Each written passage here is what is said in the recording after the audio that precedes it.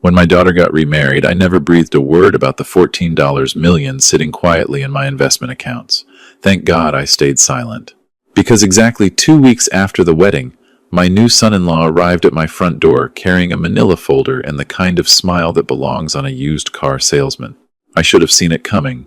Standing in the backyard of my daughter Sarah's rental house that warm Saturday in September, watching her exchange vows with a man she'd known for less than a year, something kept pulling at the back of my mind. Not the usual discomfort a father feels when his daughter moves on. This was different. This was the feeling I used to get during my 32 years as a procurement officer for a mid-sized manufacturing company when a vendor's proposal looked too polished, too perfect, too rehearsed. Daniel Whitmore was 51 years old, recently divorced, and presented himself as a semi-retired financial consultant who'd made his money in commercial real estate. He was tall, tan, with silver-streaked hair and the kind of easy confidence that impresses people who haven't learned to look past the surface. Sarah was 44, a hospital administrator, smart and hardworking, but lonely after her first marriage ended 4 years ago. When she brought Daniel home for the first time last Thanksgiving, he'd spent most of dinner asking me questions. Not getting to know you questions. Inventory questions. How long had I lived in my house in Dayton? Did I still handle my own finances, or had I handed things off to someone? Did I have a financial advisor, an accountant? Was I still driving myself everywhere? Each question wrapped in warmth and genuine seeming interest, delivered with eye contact and a slight lean forward, as if whatever I said was the most fascinating thing he'd heard all week. I answered vaguely. I'd learned to do that decades ago, after Martha died, and I realized how quickly people's behavior shifts when they think they're near real money. I told Daniel I was comfortable, that I had a modest retirement account, that I got by fine on my pension and Social Security. I watched his expression for flickers of recalibration. There were a few, small ones, but they were there. Sarah caught me in the kitchen that evening, while Daniel was in the living room, looking at my bookshelves. "Dad, what do you think?" "He seems very interested in the family," I said carefully. She laughed. "That's Daniel. He's genuinely curious about people. It's one of the things I love about him." I nodded and said nothing more. My daughter was happy for the first time in years, and I wasn't going to damage that with half-formed suspicions. But I started paying closer attention. By the time their wedding rolled around the following September, I had noticed enough to keep my guard up. Daniel always found a way to redirect conversation toward assets, property values, retirement planning. He'd once spent 20 minutes telling my neighbor Howard about the wisdom of consolidating accounts, for simplicity's sake. He'd casually mentioned, twice, that he knew an estate attorney who did excellent work for older clients. He'd asked Sarah, within my earshot, whether I had a long-term care plan in place. I said nothing. I smiled at the ceremony, danced with Sarah at the reception, shook Daniel's hand like a proud father-in-law, and drove home that night with my jaw tight. 2 weeks later, he knocked on my door. It was a Tuesday morning. I was drinking coffee on my back porch watching the neighbor's dog chase squirrels through the fence. The doorbell rang and I went inside to find Daniel standing on my front steps, alone, dressed in business casual like he was heading to a meeting. He was holding a manila folder in one hand and a tray with 2 coffees from the shop downtown in the other. "Thought I'd bring you a proper cup," he said with that wide smile. "Got a few minutes?" I let him in. He sat at my kitchen table, set down the coffees, and opened the folder in a motion that felt rehearsed. "I wanted to talk to you man to man, before Sarah got involved," he began. "She worries about you, but she doesn't want to say anything, because she knows how independent you are. I told her I'd handle it." "Handle what exactly?" He folded his hands on the table with the studied patience of someone who'd prepared for pushback. "You're 68 years old, you're living alone, and no offense, but this house is a lot for one person. Sarah tells me you had a small health scare last spring. I had gone to urgent care in March for a sinus infection. That was the health scare." "I'm fine," I said. "Of course you are. But at your stage of life, it makes sense to have a plan, just in case." He slid a stapled packet of papers across the table toward me. "I've had my attorney draw up some basic documents. A durable power of attorney, a healthcare directive, a simple asset management authorization. Very standard stuff for a man in your position." I looked at the documents without touching them. "Sarah agreed to this?" A slight pause. Less than a second. But I caught it. "We discussed it. She agrees you need a plan in place." This is just about making sure that if something ever happened, the right people could step in quickly and take care of things without any legal complications. The right people. I noticed he didn't say Sarah's name. The asset management authorization was comprehensive. It granted Daniel and Sarah joint authority over banking decisions, investment accounts, and property transactions on my behalf. It was written to look like a loving precaution. It was actually a transfer of control. This is a lot to take in, I said, keeping my voice mild and slightly uncertain. I'd have to read through all of it. Of course. Take all the time you need. He leaned back and sipped his coffee. I just want you to know that Sarah and I are here for you. You worked hard your whole life. You shouldn't have to worry about managing all of this alone anymore. After he left, I stood in my kitchen holding the folder and staring at nothing. Then I called my financial advisor.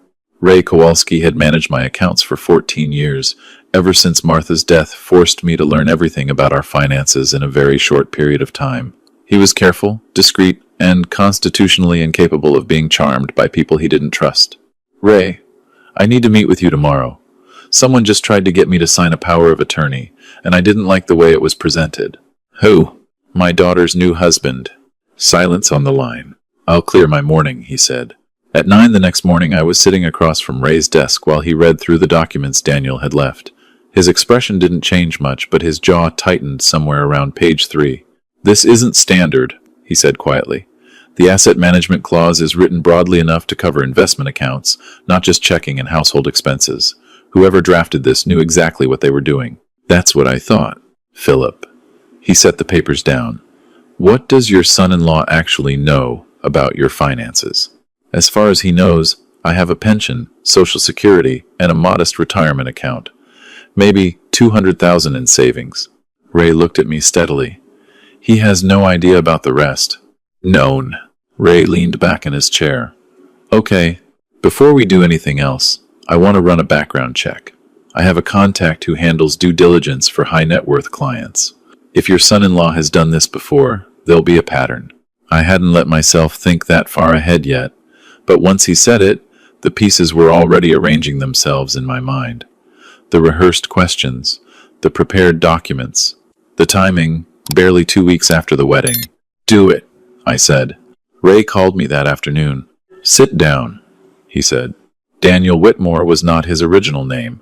He'd been born Daniel Weiss, changed it legally in 2009, the year after a civil fraud judgment against him in Franklin County. He'd been sued by the family of an elderly widower named Gerald Hutchins, who had signed over financial control to Daniel 18 months into Daniel's relationship with his daughter. Gerald had died of a stroke 14 months after signing. By that point, nearly $400,000 had been moved from Gerald's accounts into a series of LLCs that Daniel controlled. The family's lawsuit was settled out of court for an undisclosed amount. No criminal charges were ever filed. His second known target was a retired schoolteacher in Columbus named Warren Pfeiffer. Warren's granddaughter had become suspicious when Warren began expressing confusion about bills he'd already paid, appointments he couldn't recall making, conversations that his family had no memory of. Warren died of heart failure before the family could take legal action. His estate was significantly smaller than expected. I sat in my kitchen after Ray hung up and felt a cold, clarifying anger settle into my chest. The kind of anger that doesn't make you loud, the kind that makes you very, very still. Daniel wasn't a man who fell in love with lonely women adjacent to wealthy fathers. He was a man who identified wealthy fathers, then found the lonely women as his entry point. My daughter wasn't his target.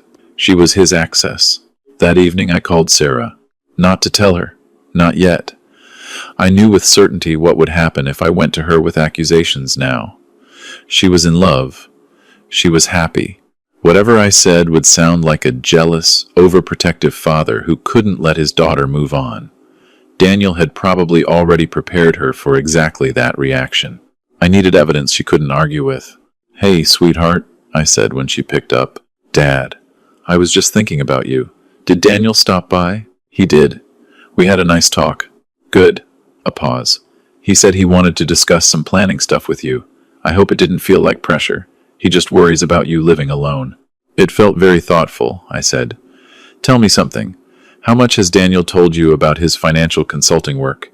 Any specific clients? Companies he's worked with? Not really. He says client confidentiality is a big deal in his field. Why? No reason, just curious. I like knowing who my son-in-law is. She laughed softly. Dad, give him a chance. I'm trying, I said. The next morning, I called a man named Frank Delaney. Frank was a retired detective I'd known since we coached Little League together 20 years ago. He'd done occasional private investigative work since retirement and was the most methodical person I'd ever met. I need someone to look into a person without that person knowing, I told him. Tell me what you have, he said. I gave him everything Ray had found, plus what I knew firsthand. Frank listened without interrupting. When I finished, there was a brief silence.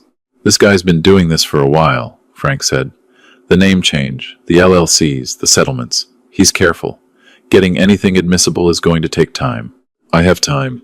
What do you want? Enough for criminal charges or enough to convince your daughter? I thought about that. Both, I said. But getting my daughter back comes first. Frank agreed to start immediately.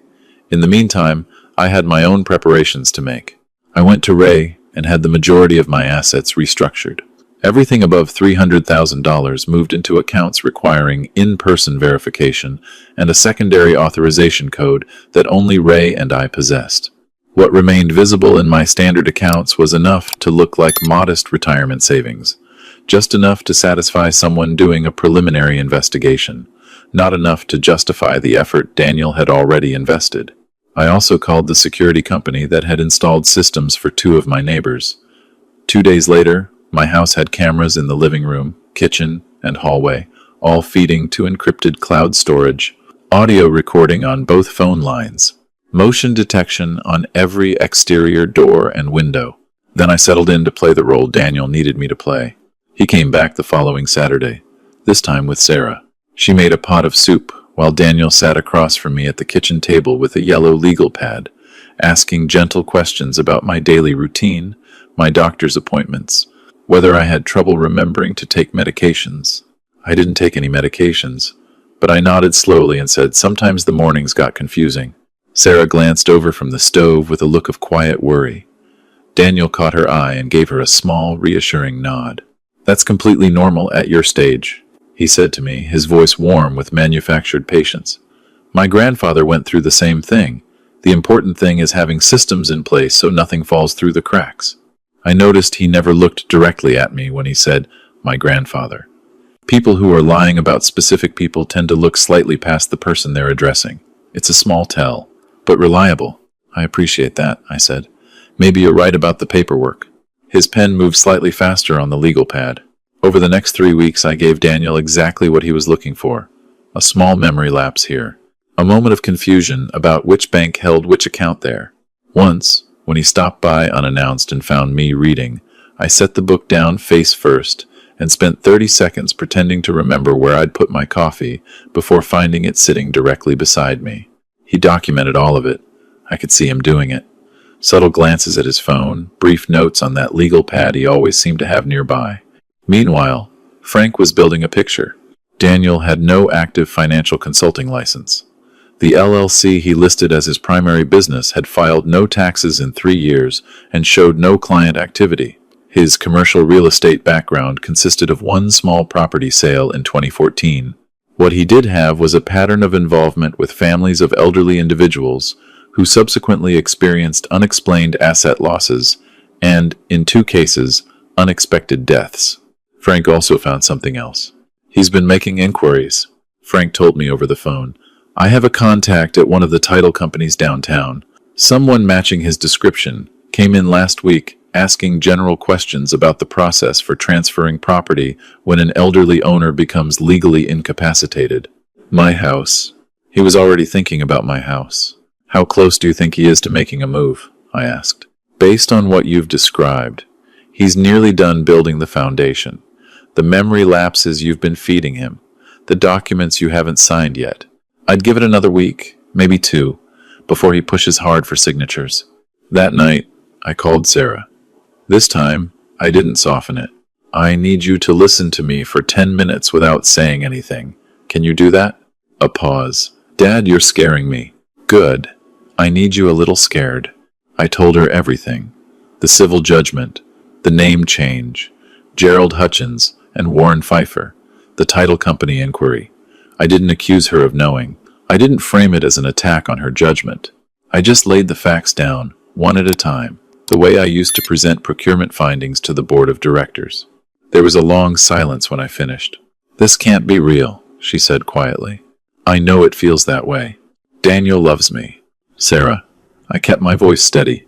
"Daniel identified this family as a target before he ever asked you on a first date. I need you to consider the possibility, just the possibility, that his feelings for you are not the point." Another silence. When she spoke again, her voice was smaller. "What do you need from me?" "I need you to act completely normal around him. Don't change anything. Don't pull away, don't ask him questions, don't do anything that would make him think something has shifted." "For how long?" "Not long. Frank needs 1 or 2 more pieces before we take this to the police." She was quiet again. "Dad, those other men, did they?" "The investigations were inconclusive," I said. "But yes, that's why I need you to be careful about what you eat and drink at home." A sharp intake of breath. "I'm not saying he's done anything to you. I'm saying, be careful. Pour things out when he's not looking. If you feel unusually tired or foggy, I want you to tell me immediately." "Oh my God." Her voice was barely above a whisper. "Sarah, I've got you, okay? I have had you this entire time. I just need you to hold on a little longer." She didn't sleep that night. Neither did I. The following Thursday, Daniel came to see me alone. He had the original documents with him, along with what appeared to be a revised version. He set them on the coffee table with the ease of a man who believed the outcome was already settled. "I went ahead and simplified the language," he said. "My attorney tightened a few sections so it's more straightforward. Nothing has really changed. It's just easier to read." I picked up the new version and looked at it slowly. The simplified language had expanded the scope of the asset management clause to include any accounts held in Philip Mercer's name or for his benefit. That was broader than the first version. He was escalating. "I think I'm ready to sign this," I said. The relief on his face was visible and immediate. He covered it quickly with a smile, but I'd seen it. "That's great, Philip. Really. Sarah's going to be so relieved." "I do have one concern," I said. "Of course. Anything. I have some bonds. Old ones. I'm not even sure they're worth much anymore. They're at a different institution than my regular accounts. Would this document cover those too?" He leaned forward almost imperceptibly. "What kind of bonds?" "Treasury bonds, I think. My wife Martha bought them years ago. They're in a separate account somewhere in Cincinnati. I honestly can't remember how much is in there. Could be $30,000, $40,000. He was working very hard to keep his expression neutral. "This document would cover any account you hold. That would include bonds." "All right," I said. "Let me just call my daughter first. I want her to be here when I sign." Something moved across his face. Not quite concern, but close. "I can have her come over this evening," he said. "Actually, I'll call her right now." I picked up my phone and called Sarah. Frank Delaney was already outside in a parked car. Ray Kowalski was 3 blocks away. And Detective Anita Barnes of the Dayton Police Department's Financial Crimes Unit, who Frank had spent 2 weeks briefing, was sitting in her car at the end of my street. Sarah arrived in 15 minutes. She walked in, looked at Daniel, and something in her eyes made him go very still. "What's going on?" he asked, looking between us. "I wanted my daughter here," I said. "She should be part of this conversation." "Of course," he settled back, recalibrating. "Philip was just about to sign the documents, sweetheart." "I know," Sarah said. Her voice was controlled, but her hands weren't. "There's one other thing I want to do before I sign," I said. I stood up slowly, the way a 68-year-old man stands up from a low couch, and went to the small writing desk in the corner of my living room. I opened the top drawer and removed a folder. "I've had some papers of my own prepared," I said, sitting back down. "I showed them to my attorney last week. He suggested I present them at the same time as yours, just to keep everything organized." I set the folder on the coffee table. Daniel opened it. Inside were printed copies of the Franklin County Civil Judgment from 2008, the name change filing, Gerald Hutchins' obituary, and the probate records showing the asset discrepancy in his estate, Warren Pfeiffer's death certificate, and the statements Frank had collected from Warren's granddaughter about Daniel's behavior in the months prior. The title company visit, 14 months of documented financial inquiries, and a printed transcript of a phone call Daniel had made 6 days earlier to a man named Victor Ashby, who turned out to be under federal investigation for elder financial fraud and had agreed to cooperate with authorities in exchange for a reduced charge. In that call, Daniel had discussed the Dayton situation and mentioned that the subject was almost ready to sign and that the daughter's not a problem. Daniel sat very still, looking at the papers. "The conversation you're having with yourself right now," I said quietly, "is whether you can talk your way out of this. Whether you can turn to Sarah and say, 'I'm a paranoid old man who manufactured all of this because I never accepted you into the family.'" He looked up. The salesman's warmth was completely gone. "You should know that the recording system in this house has been running since the day you first brought those documents over, including this morning." Sarah stood up from the couch and walked to the front door. She opened it. Detective Barnes and her partner came up the front walk. Daniel looked at me one last time before they came in. There was no warmth left in him at all. What was there was something older and harder, the face of a man who'd been calculating his way through other people's lives for a very long time and had finally met someone who'd been doing the same thing. "You were never confused," he said. "No," I said. "I never was." Detective Barnes introduced herself. Daniel didn't say another word. He let them lead him out without a scene, which somehow made it worse. Some men break when they're caught. Some men just stop performing. Sarah stood in the doorway watching the patrol car pull away. Then she came back inside and sat down at my kitchen table and put her face in her hands. I sat down next to her and put my hand on her back. "I know," I said. "I loved him." The words came out muffled. "Or I loved who I thought he was." "I know, sweetheart." She looked up. Her eyes were red. "How long were you planning this?" "Since the day he knocked on my door with that folder." "You were protecting me the whole time and I didn't even know it." "That's generally how it works," I said, "when it's done right." She almost laughed. It came out a little broken, but it was there. The weeks that followed were not easy. The legal process moved slowly. The investigation into Gerald Hutchins and Warren Pfeiffer was reopened, and while prosecutors were cautious about the language they used publicly, Frank told me privately they were building toward more serious charges than fraud. Sarah threw herself into her work and said very little about Daniel, which I respected. Grief works on its own schedule, and loving someone who turned out to be a fiction is its own complicated kind of loss. About 6 weeks after the arrest, Ray asked me to come into his office. He'd been speaking with my estate attorney and had some recommendations about formalizing the asset protections we'd put in place. We sat across his mahogany desk, and he pushed a printed summary toward me. "Everything's secure," he said. "The restructured accounts are solid. But Philip, now that the situation has resolved, I want to revisit the question of what you actually want to do with all of this." I looked at the summary. $14,300,000, give or take. The product of 32 years of careful saving, smart investing, and the absolute refusal to spend money I didn't need to spend. "I've been thinking about that," I said. That evening I drove to Sarah's apartment. She answered the door in sweatpants with a glass of wine, looking like she was somewhere between sad and functional. I sat down at her kitchen table with the same quiet deliberateness Daniel had used when he sat at mine, except that what I put on the table was different. "I need to tell you something I should have told you a long time ago," I said. I explained everything.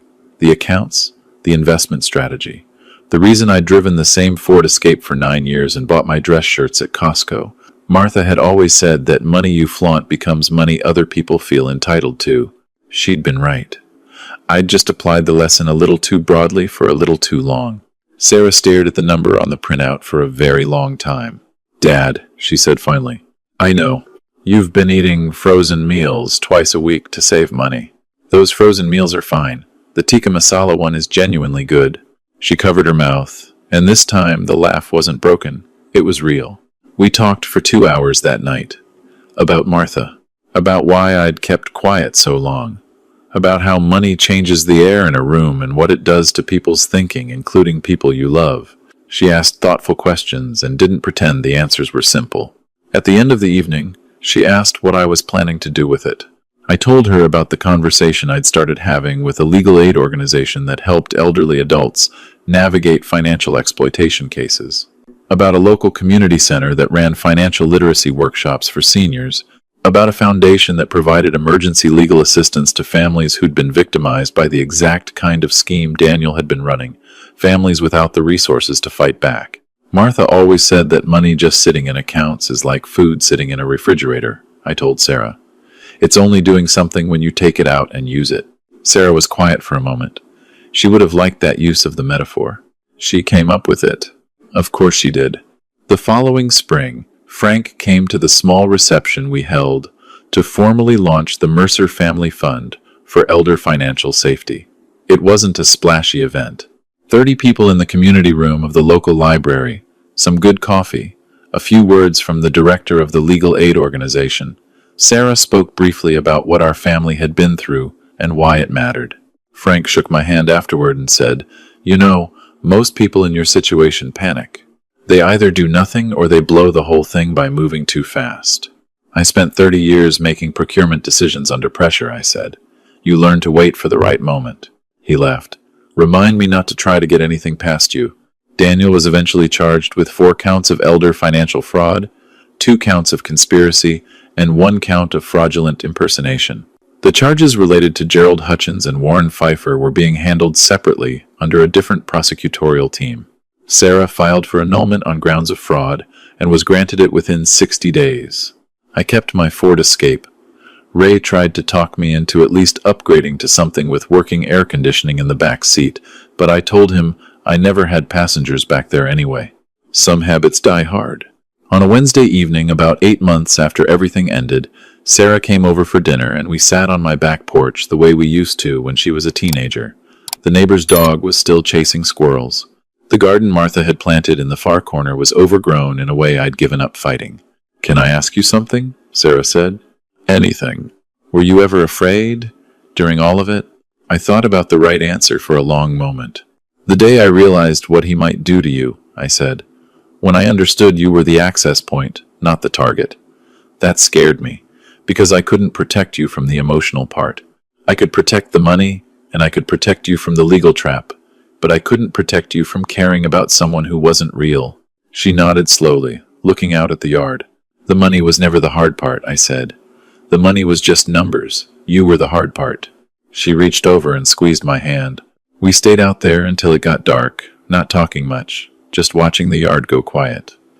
Martha's garden was still there, a little wild, a little stubborn, holding on in its own way. Like most things worth keeping. I learned from her. I learned most things from her. And in the end, the money went where it was supposed to go, out of the refrigerator, into something that fed people. That's exactly what she would have wanted. The most dangerous predators don't look like threats, they look like answers to your loneliness. What protected Philip wasn't wealth or cleverness alone, it was his willingness to stay patient, stay quiet, and fight for his daughter even when she couldn't see the danger herself. Real love doesn't announce itself loudly. Sometimes it just sits on a back porch in the dark, holding on, waiting for the right moment to bring you home safe. A small note to our audience. This story was created and imagined by AI, crafted to entertain you and, hopefully, leave something worthwhile behind a little warmth, a little wisdom, and a reminder that the people watching over us are often doing more than we know.